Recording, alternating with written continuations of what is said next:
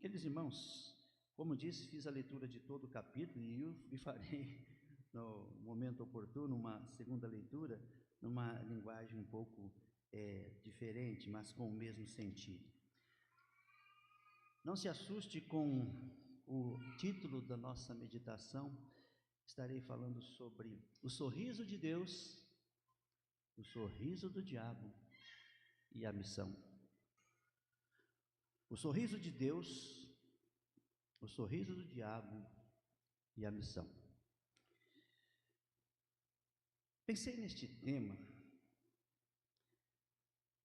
e também no título que acabei de mencionar, fazendo a releitura de um livro que, penso eu, os cristãos deveriam ler, principalmente nos nossos dias atuais. O livro ao qual me refiro tem o seguinte título: O Evangelho da Paz e o Discurso de Ódio. O Evangelho da Paz e o Discurso de Ódio. São vários autores escrevendo 11 capítulos do livro, mas, relendo o livro recentemente, foi a leitura da introdução do editor chamado Maurício Zagari. Ele fez um comentário interessante sobre a atual situação da sociedade e da igreja. E ele se referiu sobre o sorriso do diabo diante da realidade que estamos vivendo na sociedade e principalmente vivendo na igreja, ou como tem sido a realidade entre os cristãos. Zagari disse que o diabo sorriu diante da triste realidade de visões existente em nossa sociedade e também na igreja. Na contracapa do livro encontramos os seguintes dizeres: nossa sociedade encontra-se dividida por profundos abismos políticos e ideológicos. Em decorrência da polarização que tomou conta do nosso país, amigos se afastaram, familiares se ofenderam, relacionamentos foram rompidos e o ódio dominou muitos corações. Esse fenômeno, diz Zagari, ou a contracapa, avassalou a sociedade como um todo, e os cristãos não ficaram de fora. Contaminados pelo espírito dos tempos, muitos seguidores do príncipe da paz passaram a adotar uma mentalidade agressiva e um discurso de ódio. O resultado é um cenário de extrema beligerância praticada em nome de Jesus. O Evangelho da Paz e o Discurso de Ódio traz valiosas reflexões, ou seja, o livro, sobre problemas da falta de paz na sociedade e também no discurso cristão em dias de polarização e sectarismo. O objetivo é conclamar os cristãos a ser, de fato, sal da terra e luz do mundo. E com isso, iluminar as densas sombras que hoje recaem sobre toda a nossa sociedade. Também um outro livro que comecei a ler, comprei recentemente, ele tem o seguinte título: Unidade na Igreja e Cooperação na Missão.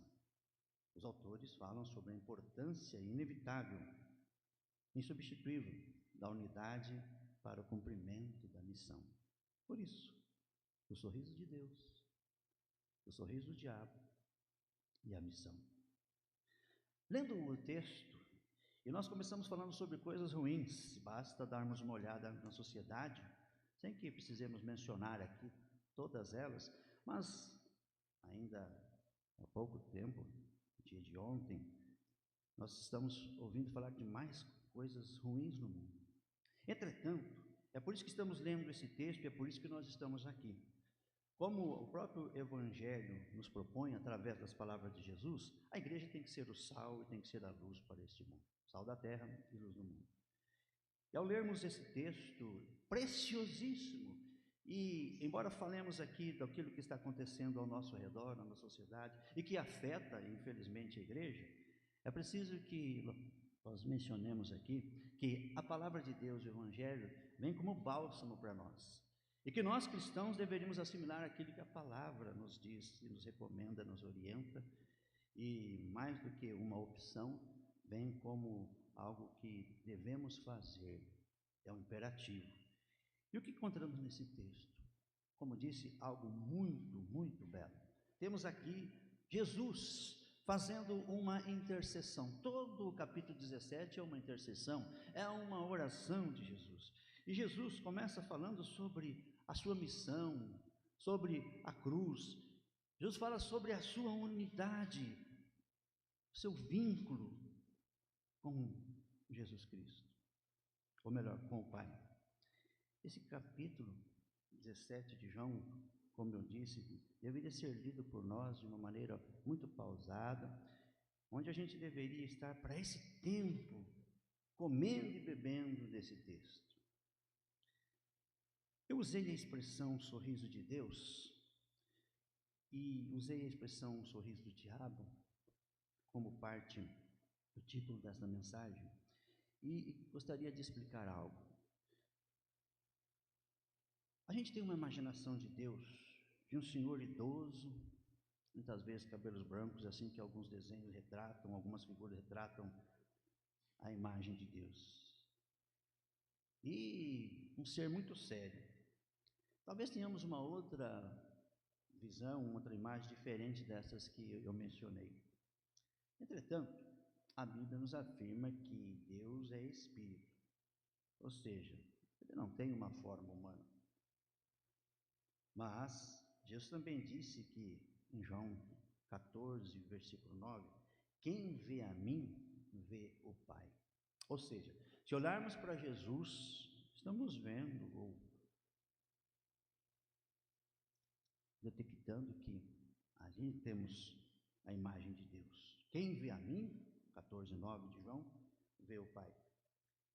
Usamos algumas expressões conhecidas, mas, como nós dissemos, Deus é Espírito. Mas eis algumas delas.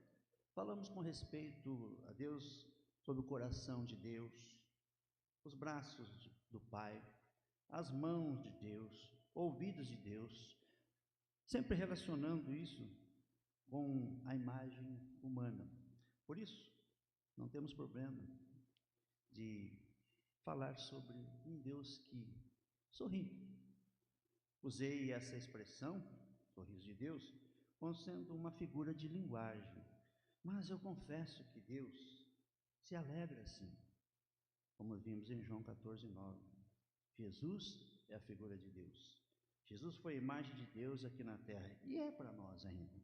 Quanto mais conhecemos a Jesus, quanto mais nos identificamos com Jesus, mais conhecemos a Deus e mais nos identificamos também com Deus. Por isso a expressão, o sorriso de Deus. No texto, voltando novamente ao texto, encontramos Jesus falando sobre o seu sentimento em relação aos discípulos. Ele fala da sua missão, mas ele fala também de um desejo que ele tem dos discípulos. É interessante que na oração ele diz o seguinte: Pai, não os peço que o tire do mundo, mas que os livre do mal. Ou seja, Jesus está nos dizendo aonde é que devemos atuar. Claro que esperamos o céu, esperamos a vida futura, mas Jesus deixou claro que a nossa missão tem que ser cumprida aqui. Não os peço que os tire do mundo, entretanto que os livre do mal. Nessa oração, Jesus expressa um desejo de unidade em relação aos seus discípulos. E é interessante que a referência para esta unidade é a relação dele com o Pai. Eu e o Pai, como diz, somos um. Então, a relação de Jesus com o Pai deve ser a base, o modelo para a unidade dos seus discípulos. E é assim que ele se coloca diante de Deus nessa oração sacerdotal. Aliás, como já disse há pouco, creio que deveríamos ler mais sobre esse texto e os seus ensinamentos.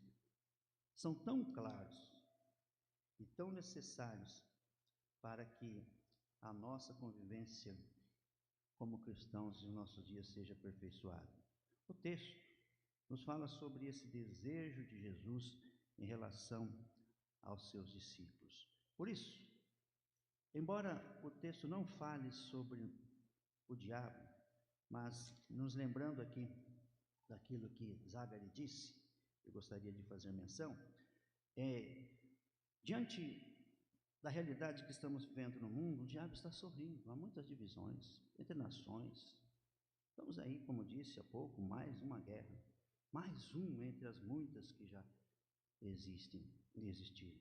Quando pensamos que de repente a humanidade atingiu a sua maturidade, como se esperava depois de uma primeira guerra mundial, alguém disse, não haverá uma segunda guerra mundial, porque o mundo aprendeu. 19 anos depois, aproximadamente, tivemos, ou poucos, 21 anos depois, nós tivemos a Segunda Guerra Mundial. Depois da Segunda Guerra Mundial, alguém também disse, olha, não, agora veio a primeira, veio a segunda, a humanidade está atingindo a maturidade. Teve gente que disse que nem precisava mais de Deus, mas o que nós estamos vendo é que, além do mundo estar precisando mais de Deus, nós estamos vendo que as pessoas não atingiram a maturidade, a sociedade não atingiu. E que a igreja foi colocada, como Jesus disse, não os peço que os tire do mundo, porque Jesus sabia da importância da igreja e dos discípulos dele para salgar, para dar sabor e também para preservar o mundo e também para iluminar caminhos que o mundo pudesse seguir. Mas será que a igreja tem feito isso? Será que a igreja tem cumprido essa tarefa? Será que os discípulos de Jesus, como foi pedido aqui por Jesus, que eles fossem um, assim como nós somos? Será que a igreja tem sido assim?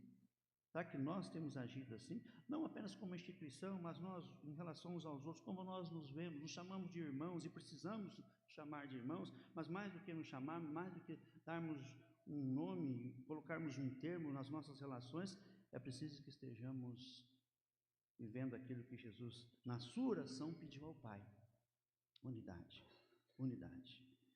E aqui, como dissemos, nós não encontramos nada com relação ao diabo, mas podemos dizer que há sim um sorriso na face do diabo, e nem quero aqui imaginar como seja, mas a divisão é algo que faz com que o diabo se realize no seu plano de dividir. Como mesmo relata a tradição cristã, foi a partir do desejo do diabo ser igual a Deus e querer tomar o trono de Deus que houve uma divisão. Lá ele e os seus anjos foram retirados da presença de Deus.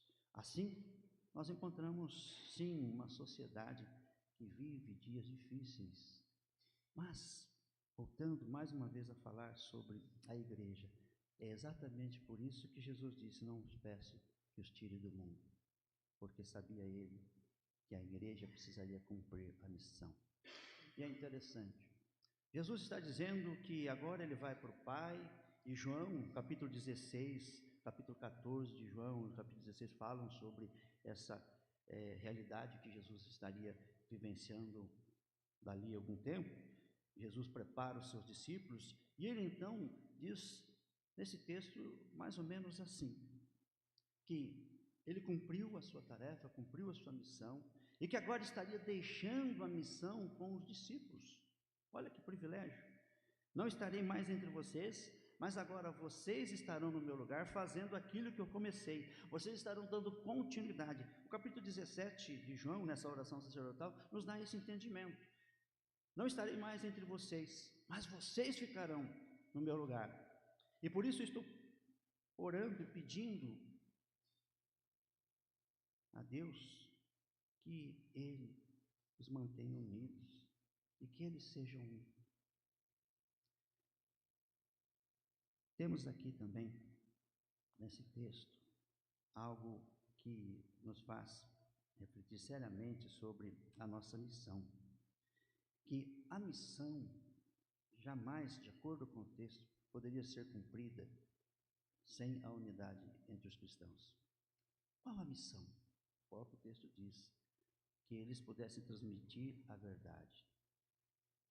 Jesus disse: eles não são do mundo, como também eu não sou. Santifica-os na verdade, a tua palavra é a verdade. E vejam bem, assim como tu me enviaste ao mundo, também os enviei ao mundo. De que forma Jesus foi enviado ao mundo? tomou a forma humana, ou nós encontramos nesse mesmo evangelho, e é interessante que esse capítulo está em sintonia com aquilo que diz o capítulo 1. No princípio era o Verbo era Deus. Então, nós encontramos ali, no capítulo 1, a relação, ou melhor, a referência a respeito da encarnação de Jesus. É como se Jesus dissesse assim como eu fui encarnado, tomei as dores do mundo, que eles também se encarnem e tomem as dores do mundo. Eu estava falando há pouco de um mundo doente, de um mundo dividido, um mundo que nos tem muitas vezes cansado quando olhamos e esperávamos os melhores dias. Eu confesso para os irmãos, hoje aos meus 65 anos, esperava que as coisas fossem bem diferentes. Via lá atrás, há uns 20, 30 anos, que de repente os meus netos viveriam numa sociedade mais justa, mais igual, mais pacífica, e parece que as coisas têm acontecido de uma maneira bem diferente daquela que eu pensei. Mas essa é a realidade. Mas não somos pessimistas, podemos ser realistas, mas o próprio texto nos fala da possibilidade de, sendo unidos, e eles vivendo em unidade, assim como eu e o Senhor vivemos, a verdade poderá ser transmitida, e eles darão continuidade à missão. E é interessante, irmãos, que Jesus está orando num tempo, há cerca de 2000 anos, mas ele diz o seguinte: não rogo somente por estes, verso 20, mas também por aqueles que vierem a crer em mim por intermédio da sua palavra. Ou seja, Jesus está orando não para aqueles discípulos do seu tempo, mas Jesus estava orando por nós. O significa dizer que aquela oração serve para nós hoje na IPI de Cianorte, serve para os cristãos aqui na cidade de Cianorte, para os cristãos no nosso estado, para os cristãos no nosso país, para os cristãos no mundo todo, os de hoje. Santifica-os na verdade, a tua palavra é verdade. Assim como tu me enviaste ao mundo, repetindo, também eu os enviei ao mundo. Da mesma forma que eu encarnei, eu quero que eles encarnem. Da mesma forma como disse o profeta, ele tomaria as nossas dores, assumiria as nossas dores sobre si. Jesus está dizendo que eles se encarnem no mundo, que eles sintam as dores do mundo, que façam aquilo que precisa ser feito para que o mundo possa se voltar para ti. E aqui ele diz, além de orar por aqueles do seu tempo e orar por todos aqueles que viriam depois dele, ele diz, a fim de que todos sejam um, reafirmando, e como és tu, ó Pai, em mim e eu em ti, também sejam eles em nós. E tudo isso para que a missão seja cumprida, como ele diz aqui, para que o mundo creia que tu me enviaste. Que eles sejam um, e como és tu, ó Pai, em mim e eu em ti, também sejam eles em nós, para que o mundo creia que tu me enviaste. De outra forma, não será possível que o mundo creia. Eu lhes tenho transmitido a glória que me tens dado, para que sejam um como nós somos. Para que sejam um como nós somos. Gostaria, já finalizando, dizer que, entre as muitas lições, vou destacar duas aqui do texto, mas pensando no tema que falamos, dizendo que o diabo sorri quando nós nos dividimos. Nos dividimos como sociedade, nos dividimos muitas vezes entre as várias denominações e instituições que se denominam cristãs. Porque muitas vezes, uma cidade como a nossa, ao invés de sermos unidos e pregarmos o Evangelho de Jesus Cristo, muitos estão brigando para fazer com que as suas igrejas tenham mais pessoas e desqualificando as outras denominações cristãs. E o diabo, então, diante dessa realidade, tanto olhando para a sociedade, mas olhando para a instituição chamada igreja, sorri quando existe divisão, sorri quando nós, como cristãos, nos dividimos. Não está no texto, mas uma dedução. Agora, o que é que está no texto? O texto nos faz inferir que Deus pode sorrir quando nós vivemos em unidade. Aliás, o Cristo orou pela unidade, como vimos no texto. Deus sorri quando os seus discípulos vivem a unidade. E é interessante que não só nos evangelhos nós encontramos recomendações para a unidade. O apóstolo Paulo faz muitas afirmações em suas epístolas sobre a unidade. Mas eu gostaria também de dizer, relacionando o texto com a missão, como diz aqui o texto, para que o mundo creia que tu me enviaste, gostaria de fazer aqui uma analogia, aqui, uma comparação. No dia 28, portanto, dia de ontem, nós, na Igreja Presbiteriana Independente, comemoramos o dia da missão. Missão. Nós temos ali nascimento, Caetano Nogueira Júnior, dia do seu nascimento. E nesse dia nós celebramos o dia da missão na Igreja Presbiteriana Independente. Claro que a missão é algo relacionado a toda a igreja cristã. Mas, lembrando deste acontecimento na nossa denominação, gostaria de dizer que a missão de Jesus, a missão que Ele nos deixou, só será possível com a nossa unidade como igreja. Nossa unidade como irmãos em Cristo. Sem essa unidade, essa missão que nossa denominação está comemorando, ou comemorou no dia de ontem, mas que a igreja deveria cumprir, só será possível, como o próprio Cristo disse, quando existir a unidade. Que eles sejam um assim como nós somos, para que o mundo creia. Para que o mundo creia que tu me enviaste.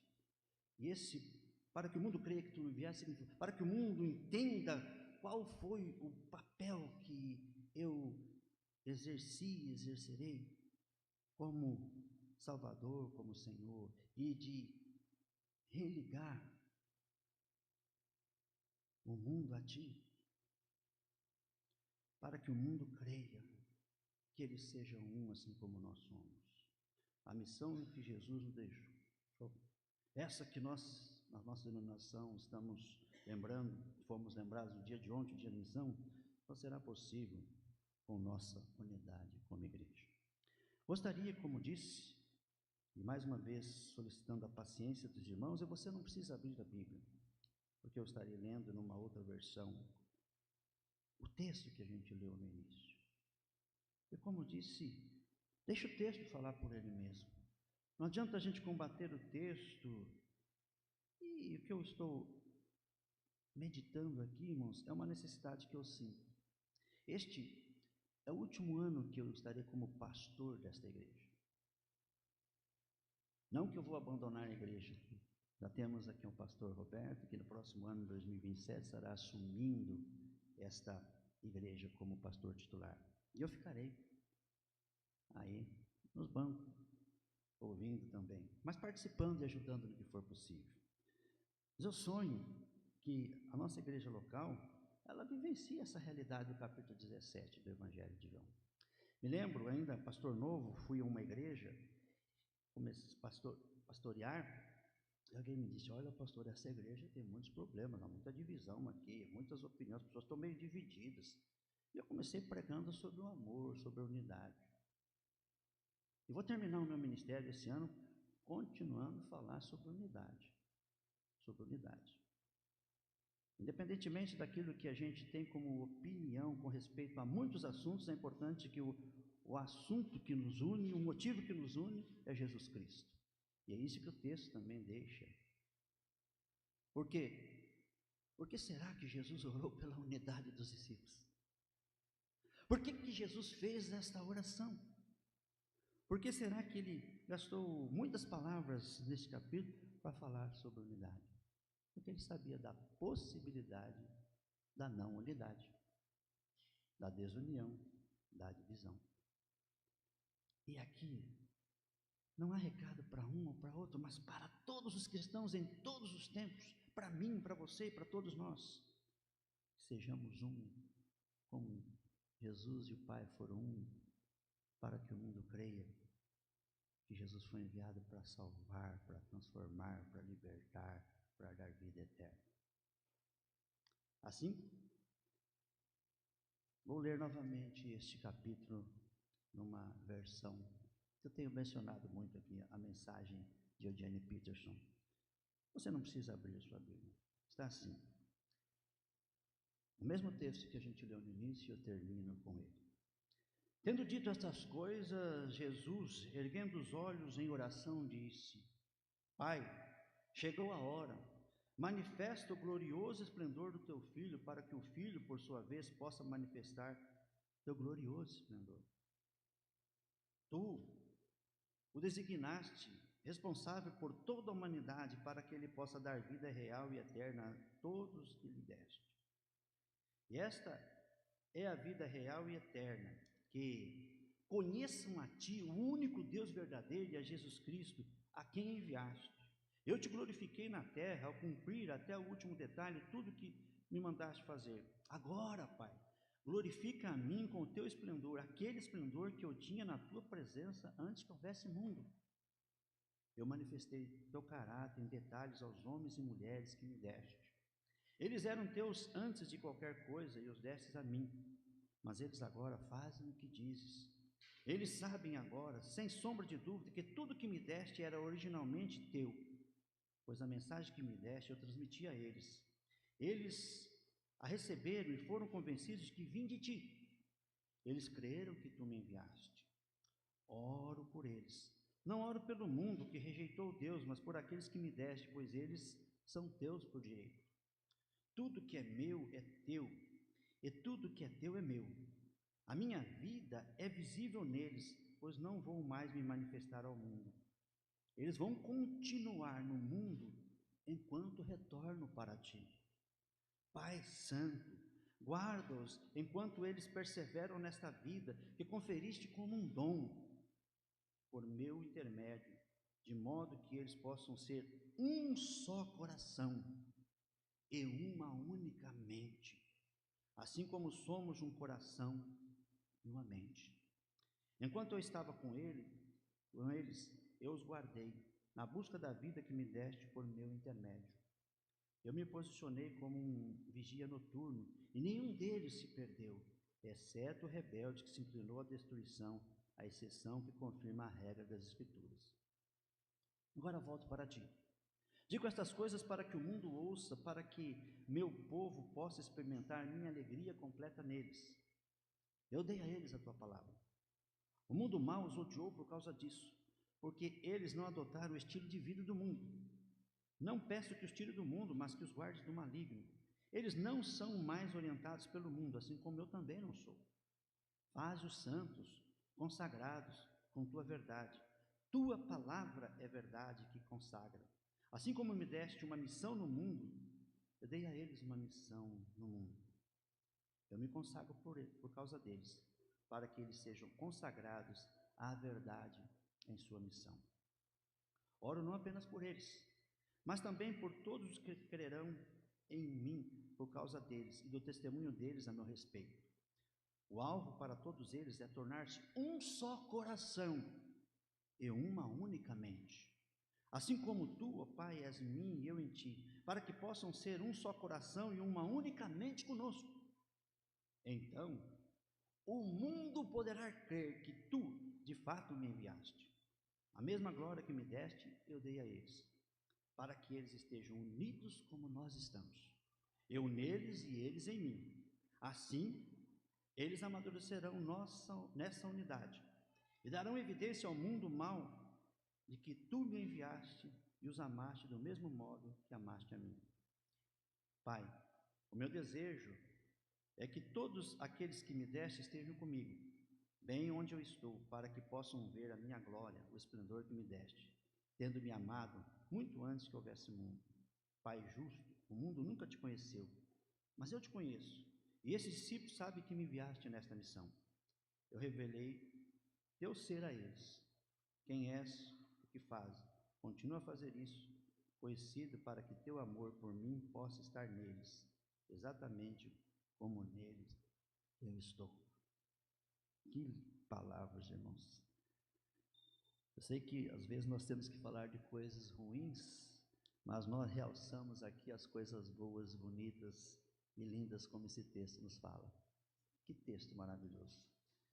Que texto que nos ensina e que nós deveríamos estar a cada dia aprendendo com ele. E ressalto mais uma vez, o diabo pode sorrir quando existe divisão, mas Deus sorri quando nós manifestamos unidade. E sem essa unidade nós jamais poderemos, como o próprio texto diz, realizar a nossa missão. Sejamos unidos, que ao celebrarmos a ceia, vamos lembrar que estamos unidos com Cristo e Ele se faz presente espiritualmente aqui. E a presença de Cristo nos fala da nossa união com o Pai, da nossa unidade com o Pai, mas também a ceia nos fala a respeito da nossa unidade como comunidade, como irmãos.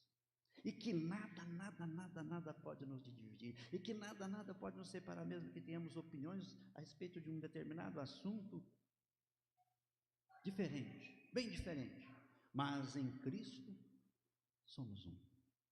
Lembre-se disso. Em Cristo somos um. Em Cristo somos um. Que Deus nos abençoe.